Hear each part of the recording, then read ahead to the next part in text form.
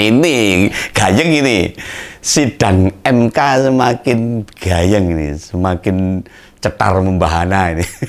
Ya semoga terus didolong oleh masyarakat agar sidang MK berjalan dengan mulus dan hakim-hakim MK dengan hati nurani untuk memutuskan.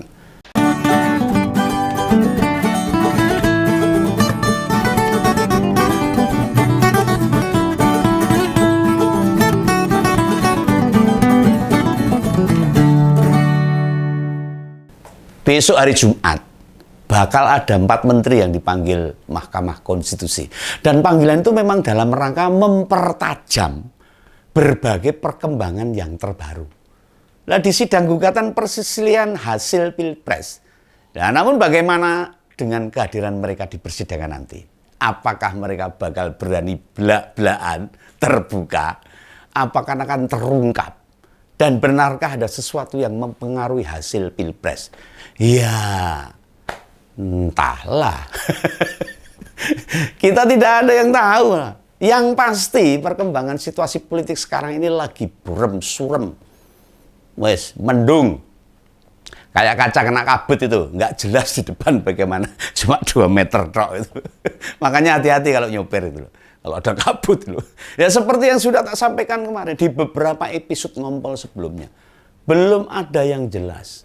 Benarkah Prabowo Gibran yang telah ditetapkan KPU akan melenggang bebas dilantik besok Oktober? Kita juga nggak ngerti. Nggak tahu juga. Buktinya Mahkamah Konstitusi memanggil 4 menteri. Yang dalam penilaian Om Begawan cukup ngertiin lah. Bagaimana kebijakan presiden sebelum Pilpres digelar? Apakah masih ada rasa akrab antara Pak Jokowi sama Pak Prabowo? Ya entahlah. Nah, menurut Om Begawan sih enggak. Ya sudah sejak dari Pilpres kita nggak lihat keduanya tampil bersama-sama. Suara guyon bareng nih. Cek channel aja di YouTube-nya Presiden itu. Nama channelnya itu Sekretariat Presiden. Itu bisa lihat itu. Nah, pas acara buka bersama 4 hari yang lalu, Pak Jokowi memang duduk semeja sama Pak Prabowo, tapi nggak ditampilkan sama sekali itu.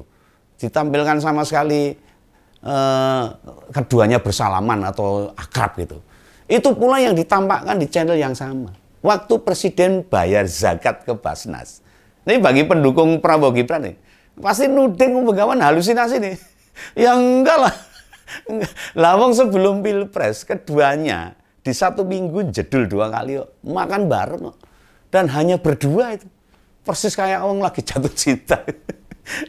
Lantas pula bila dicek agenda bukber Pak Prabowo di TKN dan Golkar, itu ada Gibran pula loh itu. Tapi datangnya telat.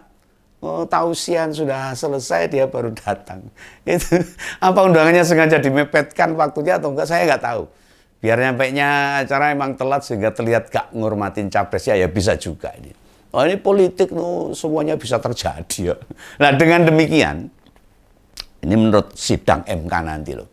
Hadirnya 4 menteri di sidang MK nanti bakal lumayan dramatis. Masyarakat harus mengikuti ini. Jangan a priori, jangan cuek tuh dengan sidang MK ini. Semua harus mendorong ini.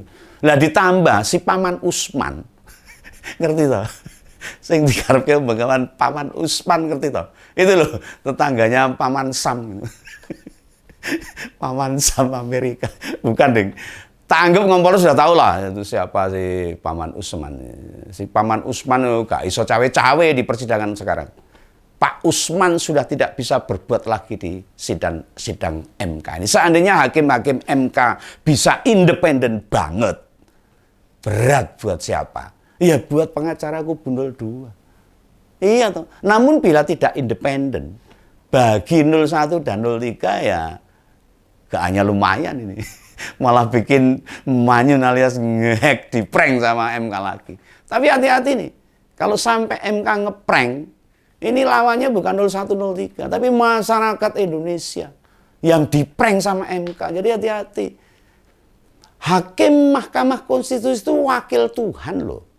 Wes kaya malaikat loh, malaikat ora jujur. Oh, buang kali aja. Lah jujur saja ini. Om Begawan nggak begitu ngikuti perjalanan si sidangnya. Lah wegah model drama-dramaan kau gitu. Trauma dengan yang terjadi di MK 2 kali itu. Tapi sekarang kita harus mulai untuk mengamati itu. Kita harus tahu itu hakim-hakim MK itu harus kita kawal. Harus kita dorong untuk independen. Saat MK memutuskan menerima gugatan perubahan usia capres-cawapres. Dan kedua soal hakim MK kena sanksi etik. Ya, tapi nggak membatalkan putusannya yang dihasilkan. Kan demokrasi hancur ini. Topel. Pusing ini. Lah bagi Om Begawan secara pribadi, dimanapun bila seseorang diputus bersalah, ya otomatis perbuatannya ya batal demi hukum. Loh, logikanya kan gitu. Tapi di Indonesia ini enggak. Demokrasi acak-acakan, galugalan, hancur-hancuran. Masa ono dokter gadungan ketahuan yuk praktek dan segala uang yang diterima akibat kelukannya itu bisa dibenarkan. Kan yang enggak. Atau atlet pakai doping. Ya kemenangannya jelas dibatalkan. Logikanya kan begitu. Lah sehingga 4 menteri yang diundang nanti itu mau ditanya beneran. Apa hanya buat biar kelihatan adil, formalitas saja, ben ngeyem-yem masyarakat. Oh awas ini, masyarakat ini kadung percaya sama MK nih. Tapi kalau sampai MK mengprank sama masyarakat, ini musuhnya masyarakat. Wah ini, tapi ya rodo-rodo orang percaya ini sama MK ini. Sama menterinya juga saya rodo-rodo orang percaya tuh. Nggak begitu percaya lah. Nah 4 menteri yang dipanggil itu ada Pak Muhadzir. Beliau Menteri Koordinator Pembangunan Manusia dan Kebudayaan. Lalu ada Pak Erlangga, Menteri Perekonomian. Nah ini Pak Erlangga ini, apa wani itu buka-bukaan. Masih di bawah Pak Jokowi. Nah terus Bu Sri Mulyani Indrawati, Menteri Keuangan. Nah ini rodok kental. Ini apa ya berani. Serta Bu Tri Risma hari ini, Menteri Sosial. Kalau ini saya percaya ini. Ini kader PDIP Perjuangan yang terus menegakkan demokrasi ini. Jujur demi kebenaran. Ini saya percaya ini kalau sama Putri Risma hari ini. Nah secara subjektif, memanggil Pak Muhadzir sama Pak Erlangga itu tidak terlalu signifikan. Loh iya tuh. Yang dibutuhkan itu memang Menteri Sosial dan Menteri Keuangan yang ada hubungannya dengan bansos. Dengan anggaran-anggaran yang kemarin jadi permasalahan di pemenangan salah satu kontestan.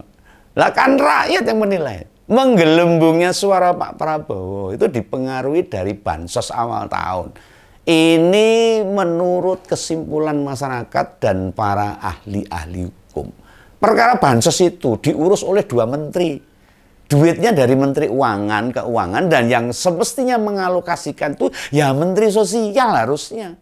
Namun di prakteknya, realisasinya, anggaran bansos tiba-tiba melonjak sampai 5 kali lipat. Lah cilaka negara ini. Lah cilakannya lagi data yang dipakai itu bukan data Menteri Sosial. Bahkan salah satu warga yang menjabat sebagai ketua KPPS yang dihadirkan sebagai saksi oleh pasangan Amin mengaku ada lurah minta data ke dia untuk mendapatkan bansos. Kojur itu. Itu fakta persidangan itu. Bukan karangan Om Begawan ini. Sebenarnya bila kita semua mencermati proses-proses yang ada, itu yang memang ada pengaruhnya. Aneh kok ya rodok mengejutkan. Yang banyak bersuara dan menggugat hanya para capres dan pengacaranya. Nah kita lihat aja banyak elit partai yang ngusung mereka. Nggak kelihatan tuh mongah-mongah, marah-marah. Orang terima hasil pilpres, enggak tuh diem aja itu. Termasuk masyarakat yang anti korupsi, masyarakat pergerakan, ya renek sing ngomong. Ini yang membuat Om Begawan gerak-gerak ini. Ragu-ragu. Pilih melihat-lihat dulu, mengamati dan mencermati ini Om Begawan. Nah ditambah, sesuai pernyataan Hakim MK, ke-4 orang menteri itu nanti dihadirkan di sidang MK. Hanya boleh ditanya hakim saja. Bukan oleh pengacara dari pihak yang berseteru. Lah aneh meneh ini. Malah, ya runyem piye nih. Lah munculnya keputusan batas usia saja. Membuat kita semua berkesimpulan, mayoritas hakim MK wis ora imparsial, wis condong Sehingga condongnya MK itu ya begitu meneh. Membuat banyak pihak apatis akhirnya. Masyarakat diprank meneh itu akhirnya nanti. Termasuk kalangan perguruan tinggi. Kan kita tahu sudah ada seruan pengadilan rakyat sebagai upaya melawan kesewenang-wenangan penguasa. Dan pengadilan rakyat itu bukan revolusi, bukan pemberontakan. Apalagi kudeta pada pemerintah yang sah. Oh, tak jamin bukan itu. Namun rakyat bersama-sama bersuara menyatakan ketidakpuasannya. Berisik di medsos, melakukan protes atas pemilunya dan pilpres yang karut-marut begini. Galugalan seperti ini. Nah, harapannya, secara perlahan dukungan dari banyak pihak akan muncul ini. Tapi memang mungkin pemilu dan pilpres diadakan di bulan puasa untuk menjaga itu semua. Rakyat pada fokus ibadah. Belum lagi acara mudik nih, sungkeman reone, ya bablas hasil pemilu nih. Rakyat yang gagas akhirnya ini. Nah ini harus hati-hati nih. Jangan sampai kita terlena ini. Ditambah harga sembako naik nih, mumet masyarakat nih. Saya udah mumet ini. Mikir persiapan tahun depan ajaran baru. Nah idealnya memang pemilu dan pilpres itu harusnya Mei. Sehingga persidangan digelar setelah puasa dan ajaran tahun baru. Harusnya begitu. Lah kok ini ngepasi. Wah kocor nih, ngepasi baru masuk sekolah. Rakyat bisa sama-sama fokus pada kasus-kasus yang muncul. Dan semua bisa mengamati, bisa mengawal. Nah, selain memanggil 4 menteri, ini Hakim MK juga memanggil anggota DKPP. Ini masyarakat harus paham, harus tahu juga. Mereka mungkin dibutuhkan keterangannya guna menjabarkan putusan mereka pada KPU yang menyelenggarakan pemilu. Namun apakah hasilnya bakal signifikan? Ya embo. Ya entahlah. Tidak ada yang bisa memaknai. Apalagi memprediksi bakal gimana. Yang jelas mari kita dorong gugatan MK. Kita dorong hak angket. Supaya kejujuran, keterbukaan ada di Indonesia ini. Demokrasi harga mati. NKRI harga mati. Dadah. Salam kawan. Sampai jumpa.